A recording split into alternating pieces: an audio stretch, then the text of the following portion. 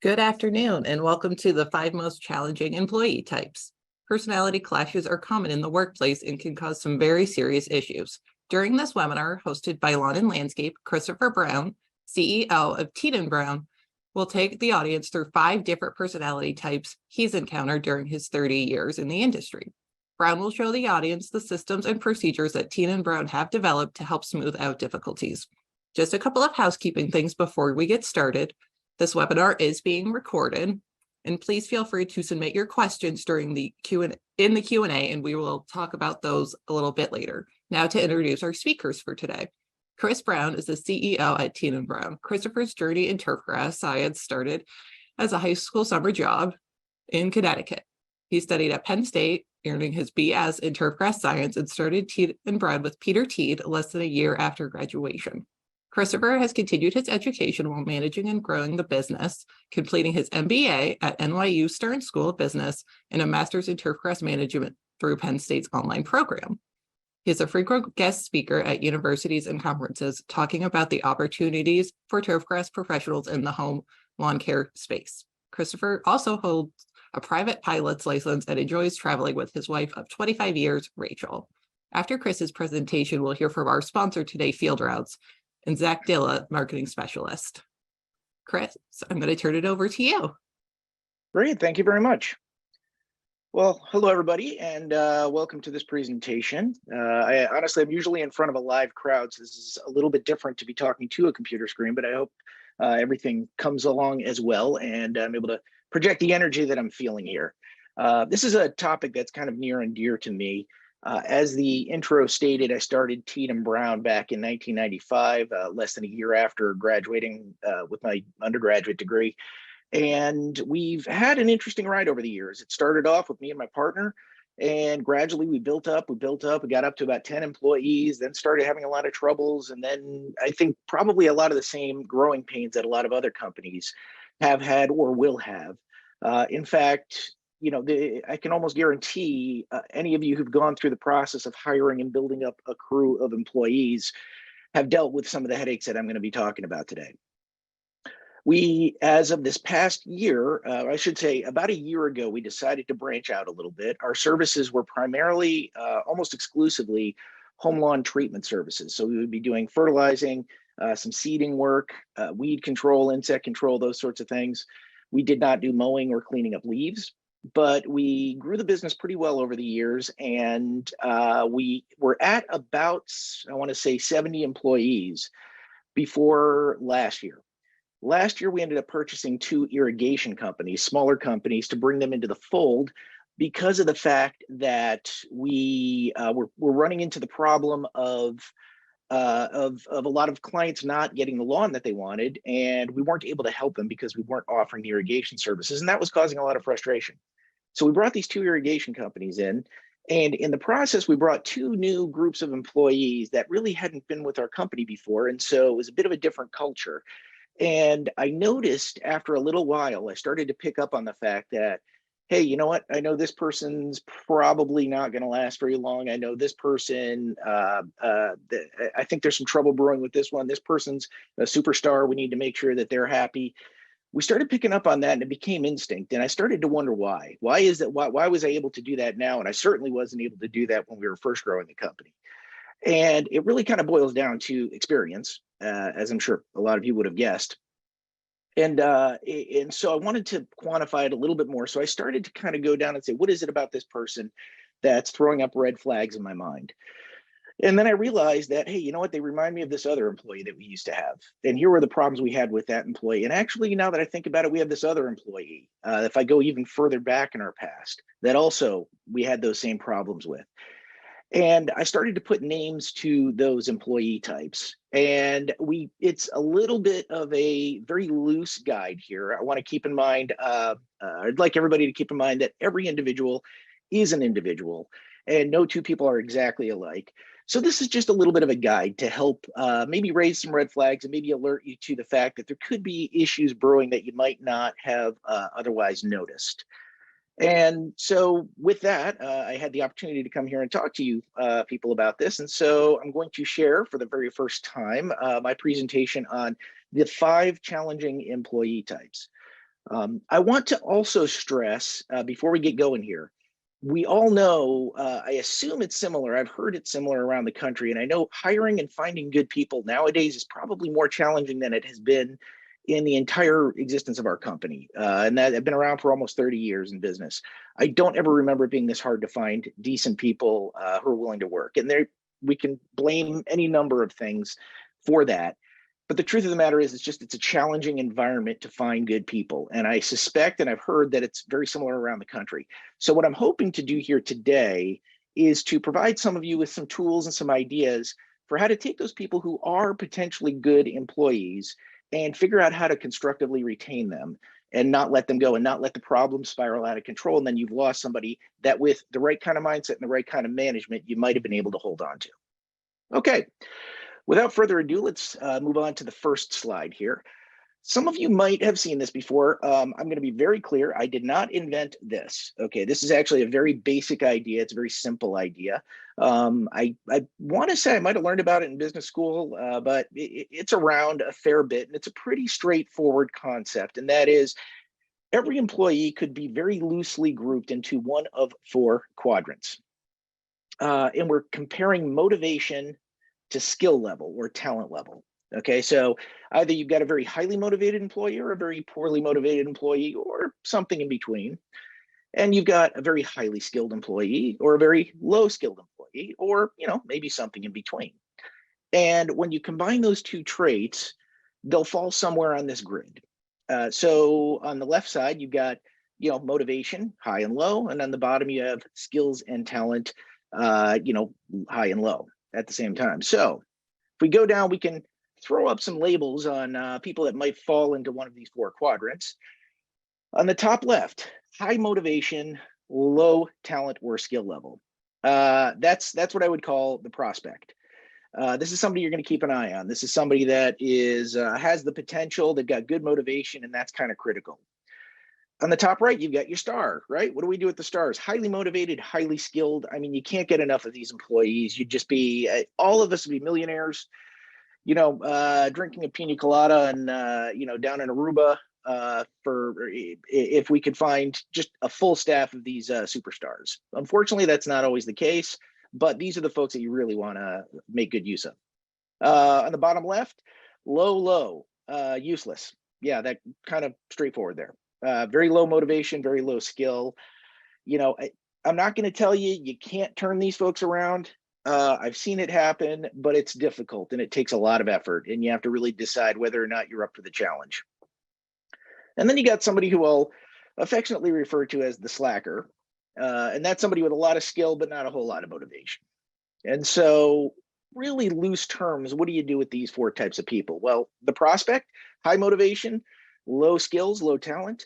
That's somebody that you train. It's that simple. You got to give them the skills and the talent. And with that high motivation, you can move them into that top right quadrant.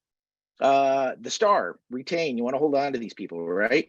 There's no circumstance in which you're not going to be happy with a star.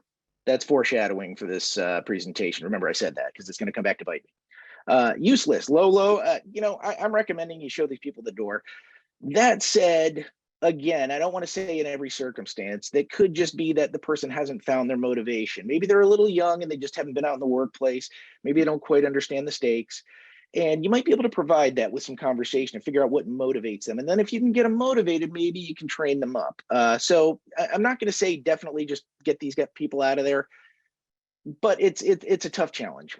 And then the slacker on the bottom right, you got to figure out a way to motivate those people. And I got to be honest, it's a lot easier to train someone who's already motivated than it is to motivate someone who's already trained. So anybody in that top two quadrants, I'm going to want those people. Bottom two quadrants, I'll be okay with some people on the bottom right. Just got to figure out how to motivate them. Okay, but what if we were to split these quadrants up into even smaller quadrants? Okay, we could subdivide this forever and keep going. Okay, and so what I've just given you, that this grid, this four quadrant grid, is a super simple tool that you can use. Again, I didn't invent this. I do like it, but I didn't invent it. And it will help you to just kind of get your head wrapped around what challenges you're running into with an employee. If you have two employees who are underperforming, maybe one of them is not motivated and the other one's not trained. you have to treat them both differently. So this is a super simple, broad look at the situation. But again, people are unique. Everybody's an individual. You're not going to find one person who's exactly like the other. So I'm going to talk to you about some other unique, the 5 challenging employee types. I just did 10 here. That's 5 challenging employee types that we've run into over the years on multiple occasions, somebody who kind of fit these descriptions and what ended up coming of it. The first one, I'm going to call this the grinder. And when I say that, I don't mean they're, grinding metal like in this picture. It's just a nice picture to demonstrate it. The grinder is somebody who shows up and grinds out their work every day. These are very hardworking people, okay? And I'm going to kind of jump down through, and before we even get into it, look where the grinder falls. They're in that highly motivated, highly skilled section. And here I am talking to you about, we just talked about there's no situation in which you don't want somebody in this group, right? And the truth of the matter is you do want a grinder, but they're challenging in certain ways. But what I'm trying to get across here is that even if you've got somebody in this top right quadrant, there may still be challenges ahead. You're not on easy street. You got to keep in mind that there's going to be a lot of people in this quadrant who are going to present certain unique challenges. And if you don't rise to those challenges, you might lose them, okay? And the grinder is one of those people. So they're hardworking, okay? So what's the challenge there? That doesn't sound too bad. I like hardworking people. They're reliable, okay? So far, so good. I'm still not seeing what the issue is. There's no fuss, okay? Once again, not really sure what's going on. Why is this a problem? Well, here's what starts to get a little interesting with them. They're going to expect you, the people that I could describe as a grinder, they're going to expect you to be a proactive leader. And what I mean by that is they're not going to bring issues to your attention. They're not going to come complain when things aren't going well. They're going to give you the impression that everything's great, that they're happy, everything's wonderful, and maybe they are, maybe they're not. But even if they're not happy, they're going to show up every day to work, and they've got that fantastic work ethic, and they're going to be banging out, grinding out lots of good quality work for you. When you've got a bunch of other employees who may not be in that top right quadrant, who require a lot of your attention, and maybe you've got a lot of clients who are rattling the cages and they want attention, and maybe you've got vendors who are trying to sit down and talk with you to sell you on their products and services. You can be pulled in a lot of different directions, and a grinder is really easy to overlook. And you want to be really afraid of doing that. Don't overlook these people. You want to make sure you're not taking them for granted. So meet Jerry. I'm going to tell you a little story about a grinder that we had in our team. Jerry started with us a few years ago. We needed another person in the office. And I'll go off on a brief tangent here. If you have the opportunity to hire anybody who used to work in a veterinary clinic, I don't know why, but we've had 3 people in our office who used to work in a veterinary clinic. All of them were fantastic. And I think maybe it's just coincidence, but I think there's something about that experience of dealing with people in an emotional state who've, their pets are part of their family, and maybe the pet's sick and that sort of thing. They've got a really good way about handling and dealing with people in a sensitive and professional manner. I can't recommend that enough. So that's a little diversion here. Jerry worked at a veterinary clinic, and that's why I brought that up. She came to work for us and very quickly just showed a really good work ethic. She was at work on time every day, doing everything we asked of her over and over and over again. All smiles, everything's great. Life is good. We absolutely loved her. Told her on many occasions how happy we were with her. But here was the problem. She was in the office, and we have field staff. People out there doing the work in the fields, and we have our team leaders out in the fields, and we have the supervisors and the applicators and the technicians and all them out in the field. And we had about 4 or 5 other people in the office as well, doing other jobs, some of which duplicated. So if anybody was in the field and they needed some help, they needed to look up somebody's phone number, or they needed somebody to get in touch with a client to ask that client if it was okay to service their lawn, or you name it. There was a whole bunch of different reasons why someone might need some help. Gradually, they all started to call Jerry and ask Jerry for help because they knew she would help them and they knew she would get it done. And some of the other folks in the office were perfectly good, but maybe they weren't quite as 100% reliable, get it done perfectly right away every time. So because of her great work ethic, very slowly, everybody started piling extra work on her. One day we showed up in the morning for work and there was a letter sitting on her desk. And the letter was her resignation, effective immediately.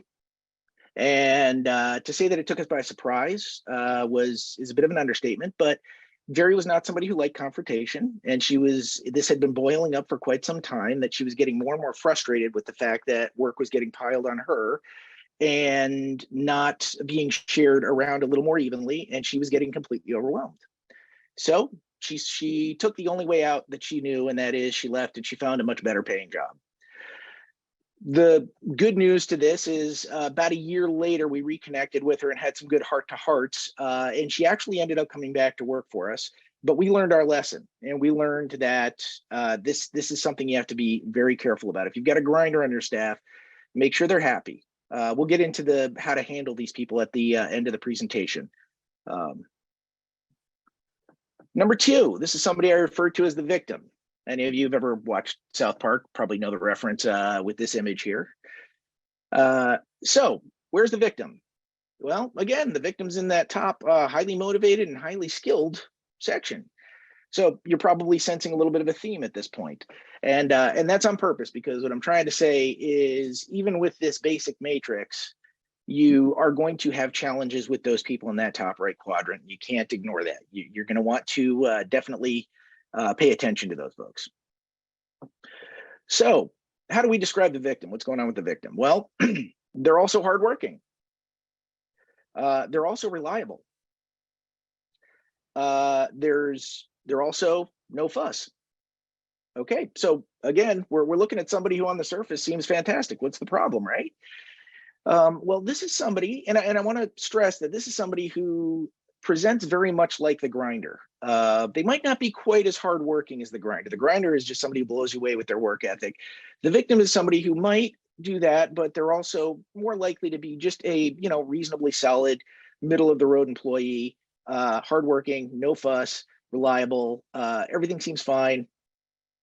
But what's happening is there are little things going on around work that don't really shouldn't really affect them in any way. And those little things, bear with me for a sec, sorry. Those little things are affecting them in a very deep way that they really shouldn't. So, for example, maybe they did some work, did a certain amount of work one week, and for some reason you noticed somebody else do something a little bit above and beyond, and you called that person out in a positive way at a group meeting and said, hey, I want to recognize this person for this piece of work that they did. Whatever, maybe their truck was incredibly clean. Maybe a customer raved about the great service they got from this person. So you make sure to notice them and recognize them for that. The victim is off to the side and they're actually taking it personally. They're actually upset because you're recognizing this other person and not them. And they've done similar things in the past. Okay, so this is a little bit of a jealousy kind of thing. But again, the victim's not going to come up and tell you about this. Okay, so you're going to, and you're not going to probably, unless any of you out there are psychic, I know I certainly am not, you're probably not going to immediately pick up on the fact that this is what's going on in the victim's minds. And the worst thing about this is that it'll slowly build to a breakdown or kind of an explosion. And in the buildup, okay, so now Jerry, who I talked about earlier, she was the grinder. She just, boom, up and left one day. Nobody in the office, nobody in the company had any idea there was a problem. Okay, so she wasn't complaining to anybody. The victim's going to be a little different. They're going to start building up and playing the victim card a little bit here. They're going to be, telling other people how upset they are.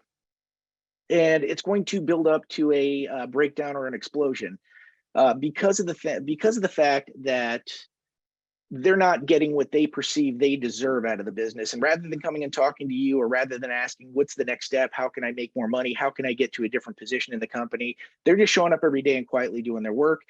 And if you're not on top of them, you're going to be taking them for granted. And again, this is for both of those, the grinder and the victim. The big danger is that you might accidentally take them for granted, and then you've got a big problem on your hands. So I'll bring up Paul. Is a victim. I could also have called him a grinder, but he was definitely a victim. He worked for us for almost 10 years. And for the first bunch of years, he was probably one of the best employees we've ever had. He was just really fantastic.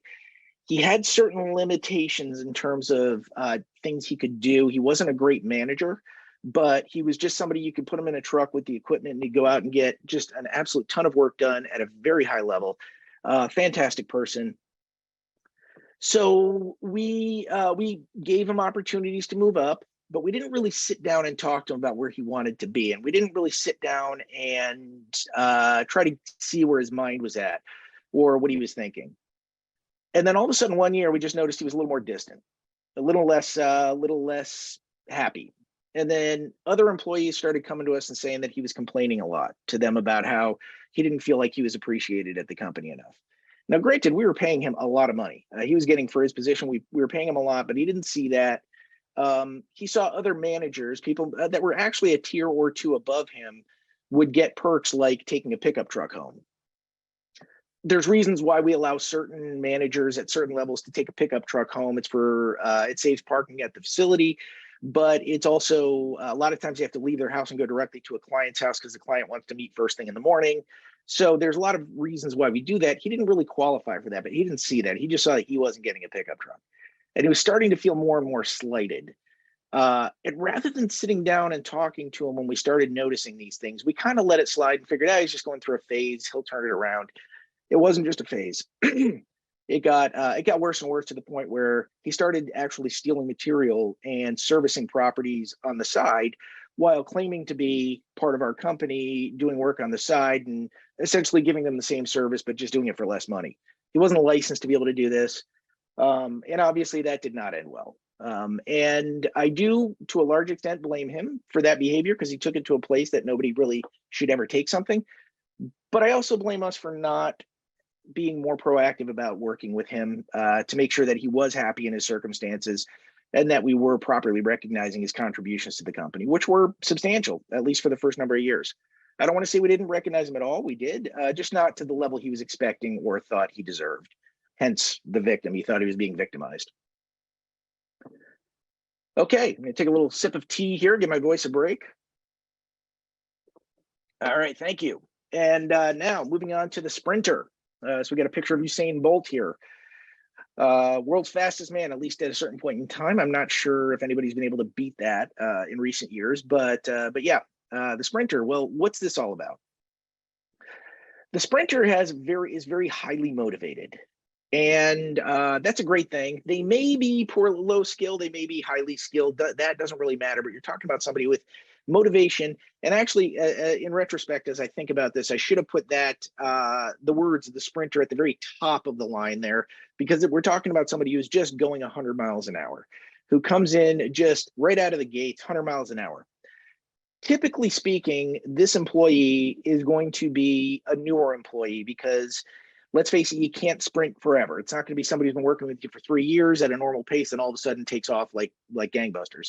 No, this is a newer employee that comes out of the gates, really 100 miles an hour. They're hardworking to a fault. They're going so fast, they're going to burn themselves out.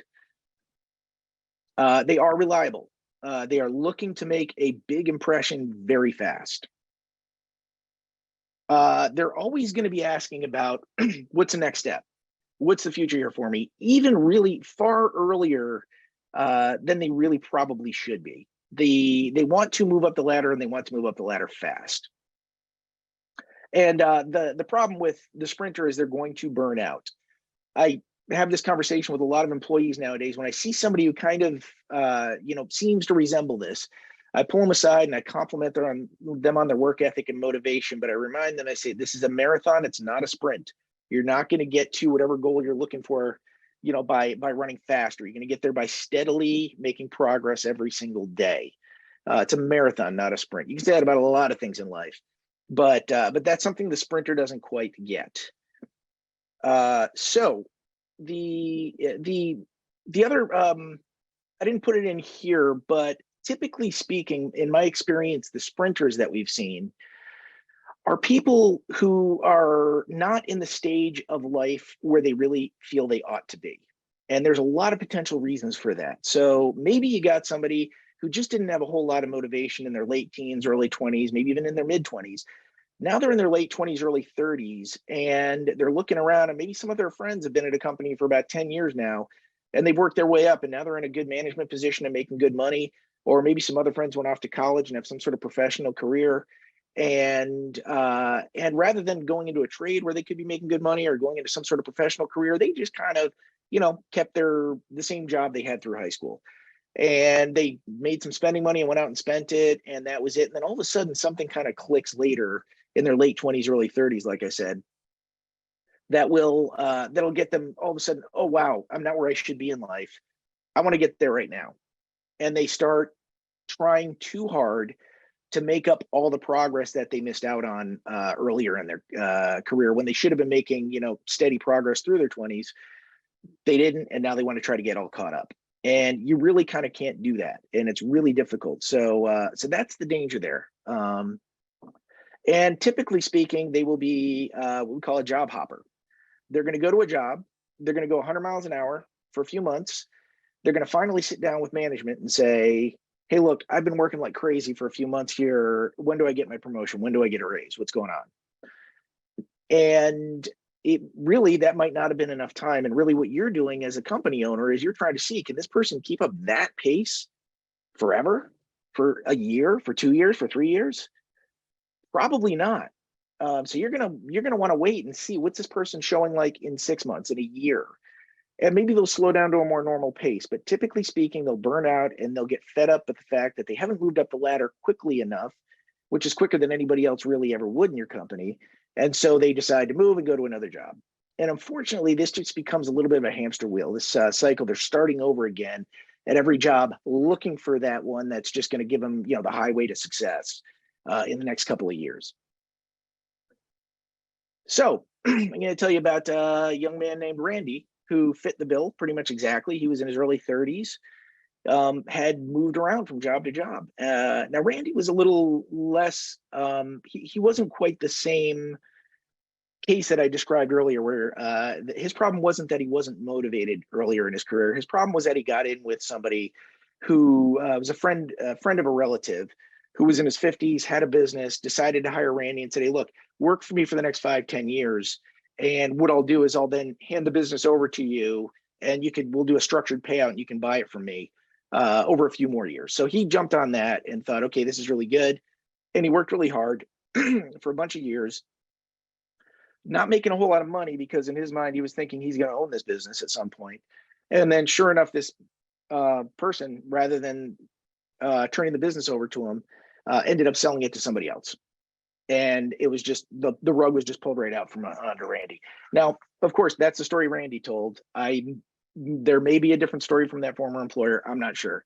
I know that Randy seemed like a decent fellow, and he came in. He again was in his early 30s, 100 miles an hour. He was going to impress us. He was going to move up the ladder. He was going to show us what he had. And we kept telling him, hey, listen, you seem great. You know what you're doing. You're working really hard. Take a breath. Don't burn yourself out here. Didn't matter. He just kept pushing and pushing and pushing.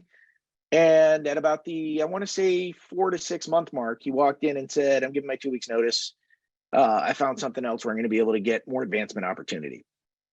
Now, keep in mind, in our company, people advance pretty quickly. You can usually get, if you're a hard worker and you accomplish the goals we set forward for you, which a lot of folks have been able to do consistently over the years, you can get up to 2 promotions and raises in a year. Move up to one position, then move up to another. As you get higher up in the company, that slows down. But we're pretty quick to move people up when they show us that they can do what that they can do what we want them to do. And he did actually get one small promotion early on, and that just wasn't enough. So that's the sprinter. Squeaky wheel. I'm sure a lot of you have dealt with at least 1 or 2 squeaky wheels in your time here. This was probably the first really challenging employee type that we had to deal with. Squeaky wheel can really fall anywhere in the grid here. They could be right in the middle. They could be low skill, low talent, high skill, high talent, or any variation of those. The difference is that the squeaky wheel thinks that they are on the very top far right of this quadrant in every circumstance, no matter how low their motivation, no matter how low their talent. They believe themselves to be at the very top right. So they could be hardworking or not. They could be reliable or not. They need more. So they need more pay. They need more opportunity. They need to be able to, maybe even borrow $15,000 to save their home from foreclosure, or they need to, borrow a truck just to help out a friend. They have to move a couch. They can't find a truck anywhere. Can I borrow a truck this weekend? They're always looking for favors or always looking for ways to get a little bit more out of you. But they're not going to step up and actually do more usually. And they tend to be a very good talker. The reason they're the squeaky wheel is because in their life, for whatever reason, they've kind of subconsciously realized that they've got that gift of gab. They've got the ability to talk people into doing things. They've got the ability to convince people that they are worth helping out. And they've coasted by in life on that. And again, you might be not very motivated. You might be really motivated. It doesn't matter. You know how to get what you want by talking. And that's what the squeaky wheel does. And they're very self-confident, as I mentioned. They think they're on the very top right of that employee quadrant. So let me introduce you to Donald. Donald came to work for us years ago, and in the first year was a pretty decent employee.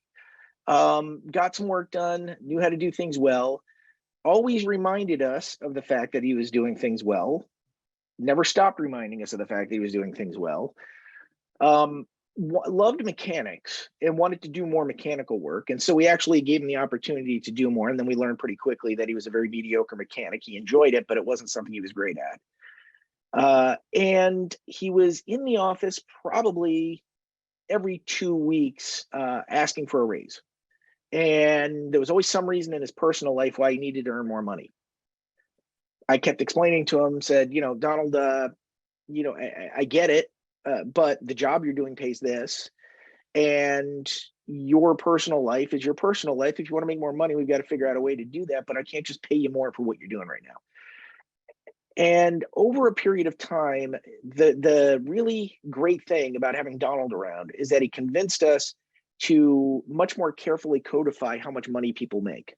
So I'm going to tell you a little bit of a sideline story here. Here's the great thing about Donald. He unwittingly really helped our business tremendously. Donald, with his consistent asking for a raise, we decided to codify different job responsibilities in a way that we hadn't before. So keep in mind, this was still early in the company. We were small. It was me and my partner, and then we hired a couple of people, and then a couple more. And we didn't really have a good, employee handbook or written processes for doing things or any of that formal stuff that you need to do if you get the business bigger and bigger. So we didn't really have some sort of formal dollar amount. We just sort of hired people. We paid what we thought we had to pay to get people in the door. When they would come and make the argument that they deserved a raise, we would either give it to them or we would deny it if we didn't think they deserved it. Finally, we got to the point where I said, I can't handle this person anymore. Every other week, it's either I need a raise or, hey, did you think more about the raise I asked for 2 weeks ago? Can I get it now? And I couldn't take it anymore. So what we did is we codified and we made job responsibilities. And we said, okay, if you have these 3 or 4 job responsibilities, you're brand new, here's the starting pay rate. You can get up to this and then you're capped. That's it. We're not going beyond that. You want to make more money, you got to get up to this other job. And you do that by proving to us that you can do these 5 things. And in some cases, maybe some sort of industry certification comes along, or you have to go through a certain class, or you have to get a medical license to show you can drive certain heavy trucks, any number of things. We tied a whole bunch of stuff together to each tier so that next time Donald came in and said, hey, I need a raise, I said, great, I want to give you a raise. Here's what you do. You're in this group right here. You need to move up to this one right here. So you got to do these 3 things. Once you do them, you get your raise. And it worked. It was great. He walked out and said, oh, okay, great. And I think it took him about 2 years to get those things done, when in reality, should have taken maybe 2 months. One other little side story about Donald, we kept him on one winter, and we gave him a project to do in the building in terms of organizing a whole space in the building. This probably should have taken about a week to get it done. 3 or 4 weeks into it, he was maybe halfway done. And he ended up going on vacation before the season started. We got a couple of other people in there to do it, and they cleaned it up, got it all set, and it was organized and everything was going great. We never stopped hearing from Donald about what a great job he had done getting that space organized. Okay, so this is the squeaky wheel. They're very proud of themselves. They think they're always deserving of more, and they can't take any kind of criticism, whether constructive or not. So that's it. And I think I've already kind of described. I'll reiterate it again at the end how you might want to go about dealing with someone like that. All right, the fifth and final challenging employee type we're going to talk about. Excuse me one second. Is the pledge. And for any of you who went to college and pledged a fraternity, this picture may look somewhat familiar. I did. It was a lot of fun in retrospect. At the time, it was quite a rough experience. And it was a little bit before they started getting into that no hazing thing. So I went through some stuff that I'd rather not relive. But in the end, it wasn't nothing dangerous. It was more or less good fun. And then after pledging, what happens? You become a brother, you become part of the fraternity, and then you get to do the same thing to the other pledges who join up. So where does the pledge fall in here? And why would I describe this person as a pledge? Well, they start off high. Okay, so this is somebody who somehow or another makes it up to that top right quadrant. They're highly motivated, they're highly skilled, but then their motivation drops over time. Okay, and the reason I refer to them as a pledge is because this is the same kind of thing you see in a fraternity where you're pledging a fraternity, you're working really hard, you're doing all these crazy things that are being asked of you. And then when you become a brother, a full-fledged member of the fraternity, you get to sit back, relax, and have other people do that stuff for you. The pledge as an employee has that similar kind of attitude. So they're hardworking at first. They're reliable at first. There's a sense of entitlement. There's a sense of, I've been here a long time and I've earned this. You new people need to do this work for me. So they kind of see themselves as being above it all. And they are often a bully. And you can kind of, they're often a bully. They'll kind of hide that from you as the business owners, but you'll start to pick up on that. And maybe some people will even come in and tell you about their behavior. So let me tell you about Nikki. Nikki was one of our, and by the way, let me go back. All these different employees that I've talked about, Jerry, Paul, Randy, Donald, and now Nikki, these are all made up names. Okay. So I want to make sure if anybody has access to our past employee files or something like that, there's nobody with these names in there, or if there is, that's not the person I'm talking about. So I just wanted to kind of put it out there that I'm trying to protect the innocent or even not so innocent here. So Nikki worked for us for a few years, very early on, was actually quite a hard worker, did a very good job, impressed me quite a bit. And as the company grew, we tried to put him into positions where he could then step up and supervise and take on more management type roles. We would ask him to do smaller types of management things and smaller types of projects. And we started noticing that he just wouldn't do them. He wouldn't come through for you. He always had some sort of excuse as to why he couldn't come through for you, but he wouldn't do that. And then after a while, he basically started saying, well, before I start doing that stuff, you need to give me the title and the raise. Okay, I kind of see where he's coming from there. You don't, if you're doing a job, you don't want to necessarily be asked to do somebody else's job that's higher than yours, but you're not being fairly compensated for it. But at the same time, what we were asking of him was not huge. We were just trying to see, does he have what it takes to move up to that next level? And he didn't want to put in the effort to show us that. We would give him the after a while, because he had been with us for a long time, and we kind of had out of a sense of loyalty, gave him the opportunity for the raise and the promotion. And what ended up happening is he just completely kicked back and ordered people around to do stuff, almost in a little bit of an overbearing, obnoxious way. And it was sort of shocking to us to see this person who had once been a really great, solid employee make such a 180 and really become just a bad seed that is not the type of person you wanted setting the example in your company. So yeah, the pledge you want to keep in mind, this is somebody who thinks they've earned their way into not having to do any kind of work. Not somebody you want to keep around, or you need to nip that in the bud. All right, so let's do a quick recap here. I'm going to speak just for a moment on each one of these one more time. And what we've done and the strategies that we've talked about internally in our company to help deal with these people. And if you remember, I'll just remind you, most of these were somewhere in that top right quadrant at one point or still are. And so these are potentially strong employees in most cases here. But you have to know how to manage them well. And you have to understand what you've got on your hands so that they don't go away and go somewhere else where maybe somebody does know how to manage them well and does have that. All right, so we got the grinder, the victim, the sprinter, the squeaky wheel, and the pledge.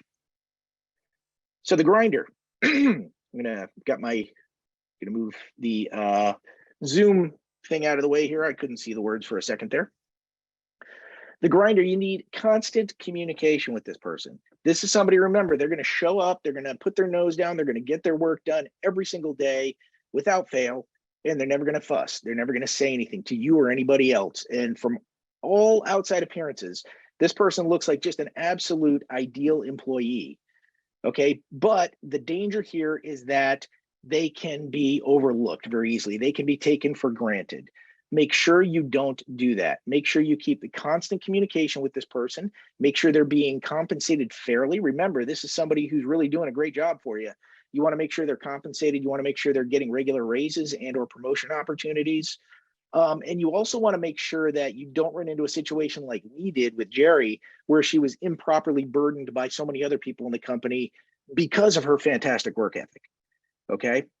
So grinder, really constant communication. And that's really going to be a key thread here, is that constant communication, even when the communication is difficult or uncomfortable. Here we go. The sprinter. I think I went to, yeah, there we go. I accidentally skipped one. The victim, constant communication. Again, yes, again. Okay. So part of the issue with the victim is that they start to develop in their own mind that victimhood mentality. And part of that is that they believe they're not getting the accolades or the pay or the opportunities or the perks that they feel they deserve. And they start to feel victimized by the fact that they're not getting what they think they should get.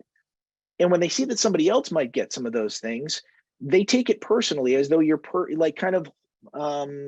almost doing it to spite them. You're not. This is a bit of a personality flaw in the victim, but like I said, everybody's human. Everybody's got their way, things that make them feel good and feel bad. And this is otherwise a potentially really good employee. So again, I'll just go back to this constant communication. Make sure you really draw it out of them. Invite them. Maybe they won't do it in a formal setting, but over lunch or something, or over dinner. Do a more informal, just hang out. How you doing? What's going on? Are you liking working here? What's your next opportunity? What do you think? What do you want? And when they start sharing with you what they want, what they think they deserve, what they're looking for, at least help them see the process. You might not be in a position to give it all to them, but help explain why and give them a path forward to getting those things that they want, some sort of reasonable path. So, and then also make sure you've got things very clear.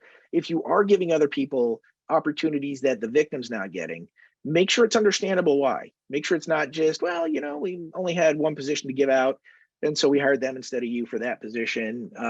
That may be the case, but they're going to take that personally, and you need to let them understand why it is that they don't currently have what they want to have or what somebody else has. The sprinter, constant communication. Okay, so I'm just harping on that, and I can't stress it enough. Okay, the constant communication is going to help your employees set the right expectations in their own mind, and it's going to help you better understand what's going on in their mind so that the two of you can work better and make sure that the situation is what it should be. So it's the best for everybody involved. So with the sprinter, they need to feel progress. They need to feel like they're working towards the goals. They need to know that there is a future there for them, and they're going to need to see progress fast. So what you might want to do with them, the one thing I recommend is that you slow things down a little bit, make sure they understand the full timeline, make sure they know, hey, if you want to get to this position, it's probably going to be a year or 18 months or 24 months, but break it down into smaller goals that they could achieve in a month, 2 months, 3 months. Work with them to create a path forward and let them realize some of the benefit of achieving those goals so that they know they're getting where they need to go. They need to feel that progress. They need to feel like they're getting to that place in life where they want to be, and they want to be now, but it may take a little while, but they at least are feeling that progress, and there's that light at the end of the tunnel. You might have to point out that light at the end of the tunnel more than one time with this type of employee. And what you really don't want, and the only way you can avoid this, is to have this constant communication. Is you don't want unrealistic timelines to set in. You don't want them to check kind of in their own mind, think, you know what, in 6 months I could be there. When in reality, it's going to be a year, or it's going to be 18 months. So you can't let them sort of imagine things in their mind for very long that just aren't realistic, because then it ends up, they'll be disappointed when it doesn't happen. The squeaky wheel. Okay, so this one, yeah, I'll go back. Communication's always good. It's just implied. I didn't put it at the beginning here. But this one, document. Okay, so what you want to do is whenever there's something that didn't go well with them, you document it. Whenever they did do something well, document it. But you want to create a written history of everything this person has done, good and bad. And because what'll happen is when they come in for their performance review, assuming you do performance reviews, they're going to come in thinking, I've just knocked it out of the park this year. I deserve a monster raise. These folks could not survive without me. And the reality of the situation is they might just be sort of an average employee. And you have to be able to sit down and say, okay, well, here's all the good things you did this year, but here's all the times you came in late. Here's all the days you missed. Here's all the days your production was way below what it was expected to be. And you need to give them the exact dates and times, because otherwise they're just not going to believe you. So you have to have it all documented, and you have to be able to lay out for them the realistic, how real the scenario is right now. They need to really understand, and you're going to have to kind of, like I said, they think they're fantastic. You need to kind of bring them back down to reality and let them see where they really are. And it might be painful, and they might not want to hear it, and this person might not stick around, and that might be okay. But really, constant communication and documentation on this type of employee. And then the pledge, very similar. Document, and make sure you've set standards within the company. Make sure you set expectations for each position. And as soon as you see somebody who is maybe formerly a great employee starting to slack off, you should have processes in place for catching that, for seeing that that's happening. And you're going to have to nip it in the bud quickly. The big mistake we made with Nikki, our pledge, is that we kind of thought, it's just a phase he's going through. We did this on a lot of employees. We realized that's not really going to work. If somebody's all of a sudden not performing the way they used to, something's going on. You need to, again, go back to communicating to find out what's going on. But that's what we did, and it just slid down. And that's what you'll see here. When they start slacking off, you got to call them out politely but firmly, but you got to point out, hey, this is not acceptable. They'll bring up some sort of excuse about, oh, what about all these years I worked so hard for you? Yeah, that's great. We appreciate it. You're great, but you got to keep working. That's part of the continuing aspect of this job. Let's get back on track. If you don't do it quickly, they're going to slide so far off the track that they're not going to want to come back, and they're not going to be willing to put the effort to come back.